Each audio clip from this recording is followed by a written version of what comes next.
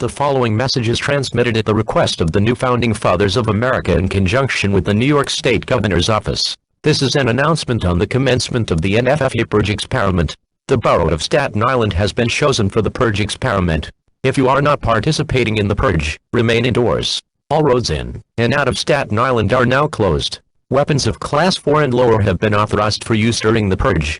All other weapons are restricted. Government officials of ranking 10 have been granted immunity and shall not be harmed. Commencing at the siren, any and all crime, including murder, will be legal for 12 continuous hours. Police, fire, and emergency medical services will be unavailable until tomorrow morning at 7 a.m., when the Purge concludes.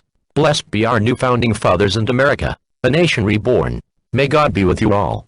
This concludes operations under the emergency alert system until 7 a.m. tomorrow morning, when the Purge concludes.